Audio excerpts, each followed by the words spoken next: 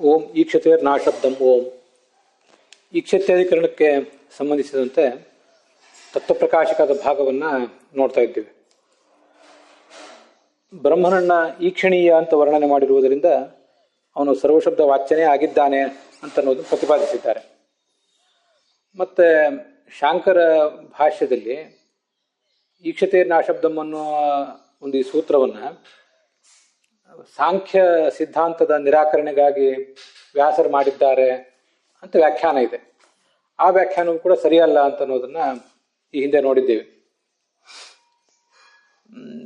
ನ ಪ್ರಧಾನಂ ಶ್ರೌತ ಜಗತ್ಕಾರಣಂ ತದೈಕ್ಷತ ಇತಿ ಈಕ್ಷತಿ ಶಬ್ದ ಶ್ರವಣಾತ್ ಅಶಬ್ದಂ ಹಿ ತತ್. ಇದು ಶಂಕರಾಚಾರ್ಯರು ಹೇಳಿದ ಅಭಿಪ್ರಾಯದ ವಿವರಣೆ. ಅಶಬ್ದಂ ಹಿ ತತ್ ಅನ್ನೋದು ಶಂಕರಾಚಾರ್ಯರ ಭಾಷ್ಯದ ಮಾತೇ ಆಗಿದೆ. ತದೇತದ್ ವ್ಯಾಖ್ಯಾನಂ ಅಯುಕ್ತಂ, ಈ ವ್ಯಾಖ್ಯಾನ ಸರಿಯಲ್ಲ. ಅಶಬ್ದಂ ಅಂತ ನೀವು ಸಾಂಖ್ಯ ಈ ಪ್ರಕೃತಿಯನ್ನ ಹೇಳಿದ್ರಿ, ಪ್ರಕೃತಿಯನ್ನ ಅಶಬ್ದ ಎಂಬ ಶಬ್ದದಿಂದ ಹೇಳಿದ್ರಿ. ಪ್ರಕೃತಿಯನ್ನ ಅಶಬ್ದ ಎಂಬ ಶಬ್ದದಿಂದ ವ್ಯಾಸರು ಸೂಚನೆ ಮಾಡಿದ್ದಾರೆ. ಯಾಕಂದ್ರೆ ಪ್ರಕೃತಿಗೆ ನಮಗೆ ಪ್ರಧಾನವಾಗಿ ಗೊತ್ತಿರುವ ಎರಡು ಹೆಸರುಗಳು ಪ್ರಕೃತಿ ಮತ್ತು ಪ್ರಧಾನ ಅಂತ. ಆ ಶಬ್ದವನ್ನು ಪ್ರಸಿದ್ಧವಾದ ಅವೆರಡೂ ಶಬ್ದಗಳನ್ನು ಹೇಳಿದೆ. ಅಶಬ್ದಂ ಎಂಬ ಶಬ್ದದಿಂದ ಪ್ರಕೃತಿಯನ್ನ ಹೇಳ್ತಾ ಇದ್ದಾರೆ ಅಂತ ನೀವಂದ್ರಿ. ಅದು ಯಾಕೆ? ಆ ವ್ಯಾಖ್ಯಾನ ಸರಿಯಲ್ಲ. ಅಶಬ್ದಂ ಹಿತತಿ ಇತಿ ಹೇತುತಯ ಉಕ್ತಂ ಅಶ್ರೌತತ್ವಂ. ಅಶಬ್ದ ಅಂದ್ರೆ ಪ್ರಕೃತಿ ಅಂತ ಒಂದರ್ಥ ಈ ಶಂಕರಾಚಾರ್ಯ ಮಾಡಿರುವಂತೆ, ಮತ್ತು ಅಶಬ್ದ ಅನ್ನೋದೊಂದು ಕಾರಣ. ಅದು ಅಶ್ರೌತ. ಈ ಪ್ರಕೃತಿ ಅನ್ನೋದು ಶ್ರುತಿಗಳಲ್ಲಿ ಶಾಸ್ತ್ರಗಳಲ್ಲಿ ಪ್ರತಿಪಾದಿತ ಅಲ್ಲ ಅಂತ ಇಷ್ಟು ಶಂಕರಾಚಾರ್ಯ ಅಭಿಪ್ರಾಯ ಇದೆ. ಅದು ಸರಿಯಲ್ಲ. ಯಾಕೆಂದ್ರೆ ಸಾಂಖ್ಯರ ಪ್ರತಿವಾದಿಗಳಾದ ಸಾಂಖ್ಯರೂ ಅದನ್ನು ಒಪ್ಪಲಿಲ್ಲ, ಮತ್ತೆ ಅದ್ವೈತಿಗಳಾದಂತಹ ನೀವು ಕೂಡ ಒಪ್ಪಲಿಲ್ಲ. ಅಜಾಮೇಕಾಂ ಲೋಹಿತ ಶುಕ್ಲ ಕೃಷ್ಣಾಂ ಇತ್ಯಾದಿ ಉಪನಿಷತ್ತುಗಳಲ್ಲಿ ಅದನ್ನ ಪ್ರತಿಪಾದನೆ ಮಾಡಿದ್ದಾರೆ. ಆದ್ರಿಂದ ಅದು ಅಶಬ್ದ ಅಶ್ರೌತ ಅಲ್ಲ, ಅದು ಶ್ರೌತವೇ ಆಗಿದೆ, ಶಾಸ್ತ್ರ ಪ್ರತಿಪಾದ್ಯವೇ ಆಗಿದೆ ಅಂತಿಷ್ಟು ವಿಚಾರ ಬಂದಿದೆ. ನಚ ತತ್ರ ಅನ್ಯತ್ ಕಲ್ಪ್ಯಂ ಅನ್ನುವ ಭಾಗದಿಂದ ಇವತ್ತು ಪಾಠ ಪ್ರಾರಂಭ ಆಗಬೇಕು. ಈ ಹಿಂದಿನ ಮೂಲದಲ್ಲಿ ಇದೇ ಅಧಿಕರಣಕ್ಕೆ ಸಂಬಂಧಪಟ್ಟಂತೆ ಹಿಂದಿನ ಮೂಲದಲ್ಲಿ ಷಟ್ಪ್ರಶ್ನೋಪನಿಷತ್ತಿನ ಆ ಮಾತನ್ನ ನಾವು ತುಂಬಾ ಸರಿ ಅವಲೋಕಿಸಿದ್ದೆವು. ಸ ಏತಸ್ಮಾತ್ ಜೀವಘನಾತ್ ಪರಾತ್ ಪರಂ ಪುರುಷಯಂ ಪುರುಷಮೀಕ್ಷತೆ ಅಂತ ನೋಡಿ ಆಗಿದೆ. ಅದನ್ನ ಆ ವಾಕ್ಯವನ್ನು ಹಾಗೆ ನಾನು ಮನನಕ್ಕೆ ಒಳಪಡಿಸಿದಾಗ ಪುರುಷಯಂ ಪುರುಷಮೀಕ್ಷತೆ ಅನ್ನೋದಕ್ಕೆ, ಪುರುಷಯಂ ಅನ್ನೋದಕ್ಕೆ ಮತ್ತೊಂದು ಅರ್ಥ ನನಗೆ ಹೀಗೆ ಕಂಡಿತು. ಸಾಧ್ಯ ಆದಷ್ಟು ಹೆಚ್ಚಿನ ಅರ್ಥಗಳನ್ನು ಅನುಸಂಧಾನ ಮಾಡ್ಕೋಬೇಕು ಅಂತ ಅದೊಂದು ವಿಷಯ ಬಾಕಿ ಇದೆ. ಅದನ್ನು ನೋಡಿ ಮುಂದೆ ಹೋಗೋಣ. ಈ ಓಂಕಾರದಿಂದ ಭಗವಂತನನ್ನು ಉಪಾಸನೆ ಮಾಡಿದ ಸಾಧಕ ಸಹ ಏತಸ್ಮಾತ್ ಜೀವಘನಾತ್, ಈ ಜೀವೋತ್ತಮನಾದ ಚತುರ್ಮುಖ ಬ್ರಹ್ಮನಿಂದ ಪಂಚಮಿ ವಿಭಕ್ತಿ ಅವನ ಉಪದೇಶದಿಂದ ಅಂತ ಅರ್ಥ. ಪರಾತ್ಪರಂ ಪುರುಷಯಂ ಪುರುಷಂ ಅಂತ ಅನ್ನೋದು ಭಗವಂತನಿಗೆ ಮೂರು ವಿಶೇಷಣಗಳು. ಎಲ್ಲ ಶ್ರೇಷ್ಠರಿಗಿಂತಲೂ ಈತ ಶ್ರೇಷ್ಠ ಅಂತ ಅರ್ಥ ಅದಕ್ಕೆ. ಮತ್ತೆ ಪುರುಷ ಅಂದ್ರೆ ಪೂರ್ಣ ಅಂತ ಅರ್ಥ. ಯಾಕೆಂದ್ರೆ ಪುರುಷಯ ಅಂತ ಅನ್ನುವುದು ಎಲ್ಲ ಪುರಗಳಲ್ಲೂ ಇದ್ದಾನೆ ಅನ್ನೋ ಅರ್ಥ ಬಂದೇ ಬರ್ತದೆ. ಆದ್ರಿಂದ ಪುರುಷ ಅಂದ್ರೆ ಪೂರ್ಣ ಅಂತ ಅರ್ಥ. ಇಷ್ಟನ್ನ ಅವತ್ತು ಹೇಳಿದ್ದೆ. ಜಗನ್ನಾಥೇತಿಗಳು ಕೂಡ ಹಾಗೆ ಹೇಳಿದ್ದಾರೆ. ಪುರುಷಯಂ ಅಂತ ಅನ್ನೋದಕ್ಕೆ ಮತ್ತೊಂದು ಅರ್ಥ ಹೇಳಬಹುದು ಅಂತ ಕಾಣಿಸ್ತು. ಪುರುಷ ಅನ್ನೋ ಶಬ್ದಕ್ಕೆ ಪೂರ್ಣ ಅಂತ ಅರ್ಥ ಇಟ್ಕೊಳ್ಳೋಣ, ಅಥವಾ ಪುರುಷ ಎಂಬ ಶಬ್ದಕ್ಕೆ ನಿಮ್ಮೆಲ್ಲರ ಪುರಗಳಲ್ಲಿ ಇರುವವನು ಅಂತೂ ಅರ್ಥ ಮಾಡ್ಕೊಳ್ಳೋಣ. ಪುರುಷಯ ಅಂದ್ರೆ ಪುರುಷ ಅನ್ನೋ ಶಬ್ದಕ್ಕೆ ನಿಮ್ಮ ಎಲ್ಲ ಪುರಗಳಲ್ಲೂ ಇರುವವನು ಅಂತ ಅರ್ಥ ಆದ್ಮೇಲೆ ಪುರುಷಯ ಅನ್ನೋ ಶಬ್ದಕ್ಕೆ ಏನ್ ಅರ್ಥ ಮಾಡ್ಬೇಕು? ಅದಕ್ಕೊಂದು ಬೇರೆ ಅರ್ಥ ಮಾಡ್ಬೇಕಲ್ಲ. ಆಗ ಪುರಿ ಅಂತಂದ್ರೆ ಶ್ವೇತದ್ವೀಪ, ಅನಂತಾಸನ, ವೈಕುಂಠ ಅಲ್ಲಿರುವಂತಹ ಪುರಗಳು ಅಂತ. ಆ ಮೂರು ಪುರಗಳಲ್ಲಿರುವಂತಹ ಭಗವಂತನನ್ನು ಕಾಣ್ತಾನೆ ಅಂತ ಅರ್ಥ. ಅಲ್ಲಿ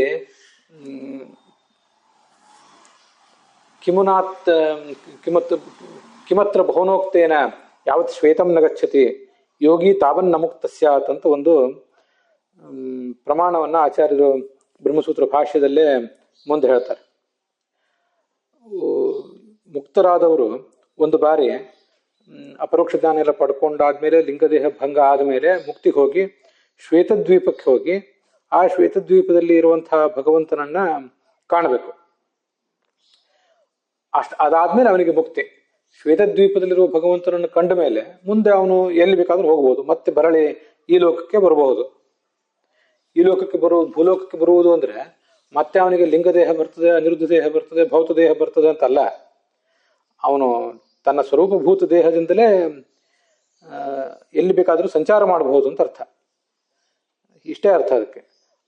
ಹೀಗೆ ಒಂದ್ಸರಿ ಶ್ವೇತದ್ವೀಪಕ್ಕೆ ಹೋಗಿ ಅಲ್ಲಿ ನಮ್ಮ ಹೆಸರನ್ನು ರಿಜಿಸ್ಟರ್ ಮಾಡ್ಕೋಬೇಕು, ಈಗಿನ ಭಾಷೆಯಲ್ಲಿ ಹೇಳೋದಾದ್ರೆ, ಅಥವಾ ಚೆಕ್ ಇನ್ ಮಾಡ್ಕೋಬೇಕು. ಅಷ್ಟಾದ್ಮೇಲೆ ಅವನಿಗೆ ಮುಕ್ತಿ ಆಯಿತು ಅಂತ ಅರ್ಥ. ಯೋಗಿ ತಾವನ್ನ ಮುಕ್ತ ಸ್ಯಾತ್. ಶ್ವೇತದ್ವೀಪದಲ್ಲಿರುವಂತಹ ಭಗವಂತನನ್ನು ಕಾಣುವವರಿಗೂ ಅವನಿಗೆ ಮುಕ್ತಿ ಆಗೋದಿಲ್ಲ ಅಂತ ಹೀಗೊಂದು ಮಾತಿದೆ. ಆದ್ರಿಂದ ಜೀವಘನಾತ್, ಆ ಜೀವಶ್ರೇಷ್ಠನಾದ ಚತುರ್ಮುಖ ಬ್ರಹ್ಮನ ಉಪದೇಶವನ್ನು ಪಡೆದು ಪೂರ್ಣನಾದಂಥ, ಪುರುಷಮದ ಪೂರ್ಣನಾದ, ಪರಾತ್ಪರಂ ಎಲ್ಲರಿಗಿಂತಲೂ ಶ್ರೇಷ್ಠನಾದ ಪುರುಷಯಂ ಶ್ವೇತದ್ವೀಪ ಎಂಬ ಪುರದಲ್ಲಿ ಇರುವ ಅಂತ ಈಗ ಅರ್ಥ. ನನಗೆ ಅದಕ್ಕಿಂತ ಮುಖ್ಯವಾಗಿ ಪುರಿ ಅಂತನೋ ಶಬ್ದಕ್ಕೆ ಲಕ್ಷ್ಮೀದೇವಿ ಅಂತ ಅರ್ಥ ಮಾಡಬೇಕಾಗಿದೆ. ಯಾಕೆ ಅಂದರೆ ಸಾಮಾನ್ಯವಾಗಿ ನಾನು ಈ ಹಿಂದೆನೂ ಹೇಳಿದ್ದೆ, ಇವೆಲ್ಲ ಮಂತ್ರಗಳನ್ನು ನಾವು ಬ್ರಹ್ಮಯಜ್ಞ ಇತ್ಯಾದಿ ಕಡೆಗಳಲ್ಲಿ ಉಪಯೋಗ ಮಾಡ್ಕೋಬಹುದು. ಹಾಗೆ ಪ್ರವಚನದ ಆರಂಭದಲ್ಲಿ ಮಂಗಳಾಚರಣೆ ರೂಪದಲ್ಲಿ ಇದನ್ನು ಉಪಯೋಗ ಮಾಡ್ಕೋಬಹುದು. ದೇವರಿಗೆ ಮಂಗಳಾರತಿ ಮಾಡುವಾಗ ಇದನ್ನು ಉಪಯೋಗ ಮಾಡ್ಕೋಬಹುದು. ಇಲ್ಲಿ ನೋಡಿ, ಈ ಸಯೇ ತಸ್ಮಾತ್ ಜೀವಘನಾತ್ ಪರಾತ್ಪರಂ ಪುರುಷಯಂ ಪುರುಷಮೀಕ್ಷತೆ ಅನ್ನೋ ಇಷ್ಟು ಶಬ್ದದಿಂದ ಸಹ ಅಂದರೆ ಸಾಧಕ, ಎಲ್ಲ ಸಾಧಕರು, ಚತುರ್ಮುಖ ಬ್ರಹ್ಮನಿಂದ ಹೊರತುಪಡಿಸಿದ ಉಳಿದ ಸಾಧಕರು ಒಂದು ಹಂತ. ಅದರ ಮುಂದಿನ ಹಂತ ಇದು ಒಂದು ತಾರತಮ್ಯ. ಅದ್ರ ಮುಂದಿನ ತಾರತಮ್ಯ ಚತುರ್ಮುಖ ಬ್ರಹ್ಮ, ಜೀವಘನ ಅನ್ನೋ ಶಬ್ದ ಚತುರ್ಮುಖ ಬ್ರಹ್ಮನ್ ಹೇಳ್ತದೆ. ಅದರ ಮುಂದಿನ ಶಬ್ದ ಪುರಿ ಅನ್ನೋ ಶಬ್ದ ಲಕ್ಷ್ಮೀದೇವಿಯನ್ನು ಹೇಳ್ತದೆ. ಅದು ಮೂರನೇದು. ಅದರ ನಂತರದ್ದು ಪರಾತ್ಪರನಾದಂಥ ಪುರುಷ. ಹೀಗಿದು ಒಂದು ಶಬ್ದ ಜೀವರನ್ನ, ಜೀವೋತ್ತಮನಾದ ಚತುರ್ಮುಖ ಬ್ರಹ್ಮನ ಅಥವಾ ಮುಖ್ಯ ಪ್ರಾಣನನ್ನ, ಹಾಗೆ ಪುರಿ ಅಂದ್ರೆ ಲಕ್ಷ್ಮೀದೇವಿಯನ್ನ, ಹಾಗೆ ಪುರುಷ ಅಂದ್ರೆ ಪರಮಾತ್ಮನನ್ನು ಕೂಡ ಹೇಳ್ತದೆ ಅಂತ ಹೀಗೊಂದು ಅನುಸಂಧಾನ ನನಗಲ್ಲಿ ಕಾಣಿಸ್ತು. ಅದು ತೀರಾ ಅಸಹಜನೂ ಏನಲ್ಲ. ಯಾಕೆ ಅಂದ್ರೆ ಪುರಿ ಅಂದ್ರೆ ನಾನು ಹೇಳಿದ್ದೇನೆ, ಪುರಿ ಅಂದ್ರೆ ಸಪ್ತಮಿ ವಿಭಕ್ತಿ. ಅದು ಪುರಿ ಅಂತ ಲಕ್ಷ್ಮೀದೇವಿನ, ಸ್ತ್ರೀ ಆದಂಥ ಲಕ್ಷ್ಮೀದೇವಿಯನ್ನು ಪುರಿ ಎಂಬ ಶಬ್ದದಿಂದ ಹೇಳಿದ್ದೇನಲ್ಲ. ಪುರಿ ಅಂದ್ರೆ ಸಪ್ತಮಿ ವಿಭಕ್ತಿ. ಅವಳನ್ನ ಯಾಕೆ ಪುರಿ, ಪೂಹು ಅಂತ ಅನ್ಬೇಕು ನಾವು. ಹಾಗಾದ್ರೆ ಪೂಹು ಪುರೋ ಪುರಹ, ಅದರ ಸಪ್ತಮಿ ವಿಭಕ್ತಿಯೇ ಪುರಿ ಅಂತ. ಅವಳನ್ನ ಯಾಕೆ ಪೂಹು ಅಂತ ಅನ್ಬೇಕು ಅಂದ್ರೆ, ಪೂಹು ಅಂದ್ರೆ ಗುಣಪೂರ್ಣಳಾದವಳು ಅಂತ ಅರ್ಥ, ಗುಣಗಳಿಂದ ತುಂಬಲ್ಪಟ್ಟವಳು. ಸ್ತ್ರೀ ಗುಣೈಹಿ ಸರ್ವಪೂರ್ಣತ್ವಾತ್ ಅಂತ ಹೀಗೆಲ್ಲ ಹೇಳ್ತಾರೆ. ಹಾಗೆ ಗುಣಗಳಿಂದ ತುಂಬಿದಂತಹ ವ್ಯಕ್ತಿತ್ವ ಉಳ್ಳವಳಾದ್ರಿಂದ, ಭಗವಂತನ ಬಗ್ಗೆ ಭಕ್ತಿಯಿಂದ ತುಂಬಿದ ಗುಣಗಳಾದ್ರಿಂದ ಅವಳು ಪುರಿ. ಇವೆಲ್ಲ ನಾವು ಮಾಡಿದ ಅರ್ಥ ಆಯ್ತು. ಪುರ ಅಂದ್ರೆ ಪಟ್ಟಣ ಅಂತ ಅರ್ಥ. ಪಟ್ಟಣಕ್ಕೂ ಲಕ್ಷ್ಮೀದೇವಿಗೂ ಏನು ಸಂಬಂಧ ಅದನ್ನ ಹೇಳಿ ಅಂತ ಹೇಳ್ತಾರೆ. ಅದಕ್ಕೆ ಗೀತಾ ಪ್ರಸ್ಥಾನದಲ್ಲಿ ಆಚಾರ್ಯರು ಒಂದು ಸ್ಪಷ್ಟವಾದ ಪ್ರಮಾಣ ಕೊಟ್ಟಿದ್ದಾರೆ. ಆ ಮೂರು ಲೋಕಗಳಿದೆಯಲ್ಲ, ಶ್ವೇತದ್ವೀಪ, ಅನಂತಾಸನ, ವೈಕುಂಠ ಅಂತ ಮೂರು ಲೋಕಗಳು, ಅವೆಲ್ಲ ಲಕ್ಷ್ಮೀಮಯವಾದ ಲೋಕಗಳು. ಶ್ರೀರೇವ ಲೋಕರೂಪೇಣ ವಿಷ್ಣೋಸ್ತಿಷ್ಠತಿ ಸರ್ವದಾ ಅಂತ ಪ್ರಮಾಣ ಇದೆ. ಹೀಗೆ ಲಕ್ಷ್ಮೀದೇವಿಯೇ ಲೋಕರೂಪದಿಂದ, ಎಲ್ಲ ಲೋಕಗಳ ರೂಪದಿಂದ, ವಿಷ್ಣೋ ಲೋಕರೂಪೇಣ, ವಿಷ್ಣುವಿನ ಲೋಕಗಳ ರೂಪದಿಂದ ತಾನೇ ಇದ್ದು ಅವಳು ಎಲ್ರಿಗೂ ಕೂಡ ಸೇವಾ ಮಾಡ್ತಾಳೆ ಅಂತ ಹೀಗೆ ಅಲ್ಲಿ ಪ್ರಮಾಣ ಇದೆ. ಲಕ್ಷ್ಮೀಮಯವಾದ ಲೋಕವೇ, ಅಲ್ಲಿರುವ ನೆಲ, ಜಲ ಇದೆಲ್ಲವೂ ಕೂಡ ಲಕ್ಷ್ಮೀಮಯವಾದದ್ದೇ. ಹೀಗೆ ಅಲ್ಲಿ ಒಂದು ಪ್ರಮಾಣ ಇದೆ. ಅದಕ್ಕನುಸಾರವಾಗಿ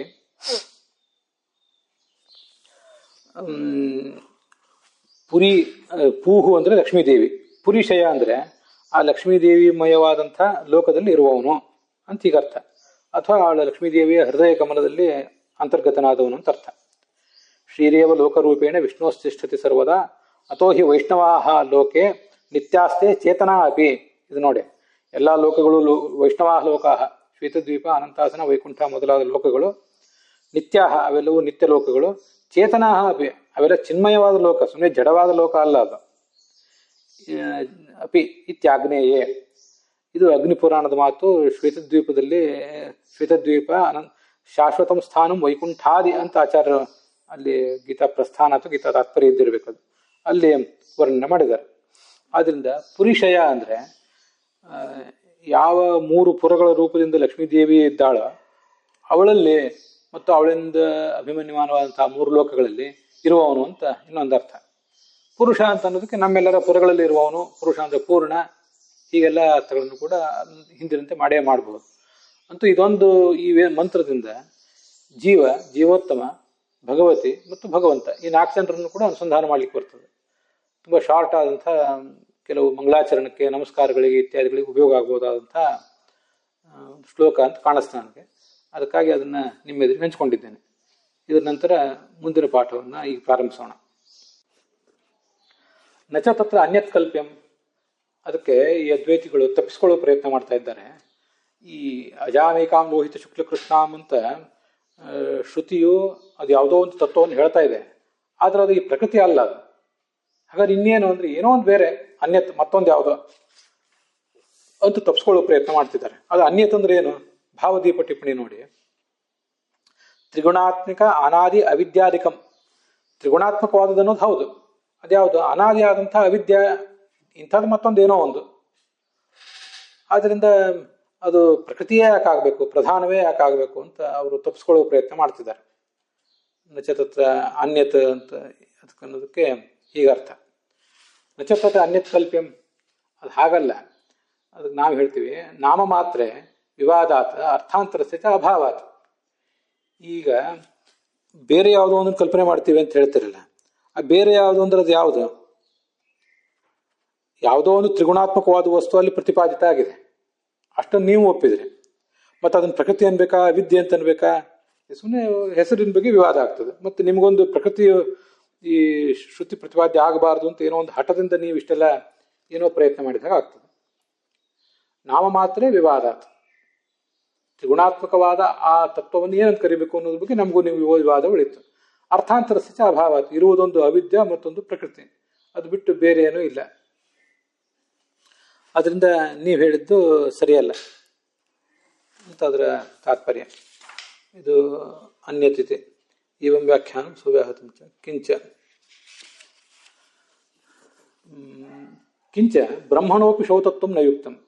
ಶ್ರುತಿ ಸ್ಪಷ್ಟವಾಗಿ ಪ್ರಕೃತಿಯನ್ನು ಪ್ರತಿಪಾದನೆ ಮಾಡಿದೆ, ಆದರೆ ನೀವು ಮಾತ್ರ ಶ್ರುತಿಗೆ ಆ ಶಬ್ದ ವೇದ ಪ್ರತಿಪಾದಿತ್ವವನ್ನು ಒಪ್ಪಲಿಕ್ಕೆ ತಯಾರಿಲ್ಲ. ನೀವು ಪ್ರಕೃತಿಗೆ ವೇದ ಪ್ರತಿಪಾದಿತ್ವವನ್ನು ಹಾಗೆ ಮಾಡುವುದಾದರೆ ಬ್ರಹ್ಮನಾದರೂ ಶ್ರೌತ ಹೇಗೆ? ಶ್ರೌತ ಅಂದರೆ ಶ್ರುತಿ ಪ್ರತಿಪಾದ್ಯ ಹೇಗೆ ಅಂತ ನಾವು ನಿಮ್ಮನ್ನು ಆಕ್ಷೇಪಿಸ್ತೀವಿ.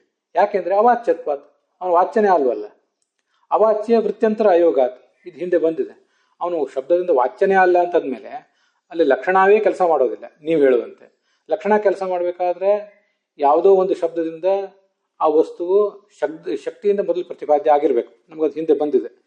ಈ ತೀರ ಅಂತನ್ನುವುದು ಗಂಗಾಯಾಮ್ ಘೋಷ ಅನ್ನೋಲ್ಲಿ ತೀರವು ಗಂಗಾ ಎಂಬ ಶಬ್ದದಿಂದ ಲಕ್ಷಣದಿಂದ ವಾಚ್ಯ ಆಗಬೇಕಾದ್ರೆ ಆ ತೀರ ಎಂಬ ಸಂಗತಿ ಅದು ತೀರ ಎಂಬ ಶಬ್ದದಿಂದ ಆದರೂ ವಾಚ್ಯ ಆಗಬೇಕಲ್ಲ. ಈ ಬ್ರಹ್ಮ ಯಾವ ಶಬ್ದದಿಂದಲೂ ವಾಚ್ಯ ಅಲ್ಲ ಅಂದ ಮೇಲೆ ಅದಕ್ಕೆ ವೃತ್ತಿಯೇ ಯಾವ ಲಕ್ಷಣವೂ ಕೊಡೋದಿಲ್ಲ, ಶಕ್ತಿಯೂ ಕೂಡ ಕೊಡೋದಿಲ್ಲ. ಆದ್ರಿಂದ ಬ್ರಹ್ಮವನ್ನಾದರೂ ನೀವು ಹೇಗೆ ಶ್ರೌತ ಅಂತೀರಿ? ಅದರಿಂದ ಸಾಂಖ್ಯರ ಪ್ರಕೃತಿಯನ್ನ ಅದು ಅಶಬ್ದ ಅಂತ ನೀವು ಮಾತನಾಡುವುದು ಏನಿದೆ ಅದು ಸ್ವವ್ಯಾಹತ ಆಗಿದೆ ಅಂತ ಅದರ ಅರ್ಥ. ಈ ಸ್ವವ್ಯಾಹತ ಅಂತ ಏನಿದೆ ಅದು ಕನ್ನಡದಲ್ಲಿ ಸ್ವವ್ಯಾಹತ ಅಂತ ಅನುವಾದ ಮಾಡಿದ್ದಾರೆ. ಆ ಸ್ವವ್ಯಾಹತ ಅಂತ ಯಾಕೆ ಅನುವಾದ ಮಾಡಿದ್ದಾರೆ ಅಂದ್ರೆ ರಾಘವೇಂದ್ರ ಸ್ವಾಮಿ ಹೇಳಿದ್ದಾರೆ ಅದನ್ನು.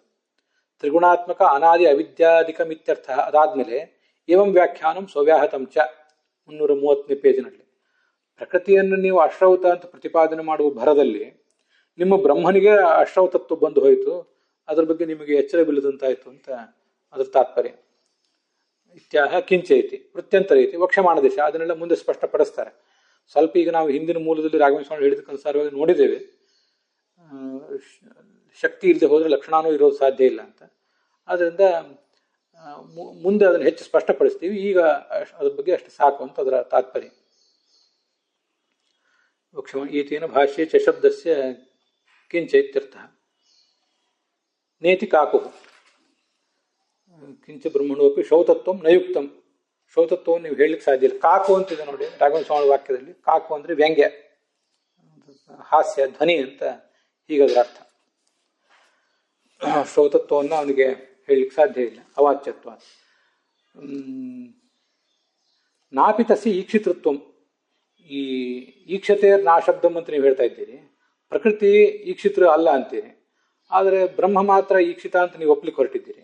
ಅವನಿಗೆ ಈಕ್ಷಿತೃತ್ವ ಬರೋದು ಹೇಗೆ? ಈಕ್ಷಿತೃತ್ವ ಅವನಲ್ಲಿಲ್ಲ, ಯಾಕಂದ್ರೆ ಅವನು ನಿರ್ಗುಣ ನಿಮ್ಮ ದೃಷ್ಟಿಯಿಂದ. ಅವನು ಈಕ್ಷತಿ ಸ್ವರೂಪ. ಈಕ್ಷತಿ ಅಂದರೆ ಜ್ಞಾನ, ಆ ಜ್ಞಾನ ಸ್ವರೂಪ ಅವನು. ಈಕ್ಷಿತೃತ್ವ ಅಂತ ಅನ್ನೋದು ಗುಣ ಅವನಲ್ಲಿಲ್ಲ. ನೀವೇ ಹೇಳುವಂತೆ ಸತ್ಯತ್ವ ಅವನಲ್ಲಿಲ್ಲ, ಜ್ಞಾನತ್ವ ಇಲ್ಲ, ಅನಂತತ್ವ ಇಲ್ಲ, ಯಾವ ಗುಣವೂ ಅವನಲ್ಲಿಲ್ಲ. ಅವನೇ ಸ್ವಯಂ ಜ್ಞಾನ ಸ್ವರೂಪ ಅಂತ ಮಾತ್ರ ನೀವು ನಿಮ್ಮ ಸಿದ್ಧಾಂತವನ್ನು ಸಮರ್ಥನೆ ಮಾಡ್ಕೊಳ್ಳಿಕ್ಕೆ ಹೋಗ್ತೀರಿ. ತಸ್ಯ ಈಕ್ಷತಿ ಸ್ವರೂಪತ್ವ, ಅವನು ಜ್ಞಾನ ಸ್ವರೂಪನಾಗಿದ್ದಾನೆ ಹೊರತು ಅವನಲ್ಲಿ ಈ ಜ್ಞಾತೃತ್ವ ಅಂತ ಅನ್ನೋದಿಲ್ಲ ಅಂತ ಹೀಗದರ ತಾತ್ಪರ್ಯ. ಭಾಷ್ಯ ಸಿದ್ಧಂಭವತಿ ಭಾಷ್ಯಾರ್ಥ. ಅಲ್ಲಿಗೆ ಈ ಭಾಗ ಸಮಾಪ್ತವಾಗಿದೆ.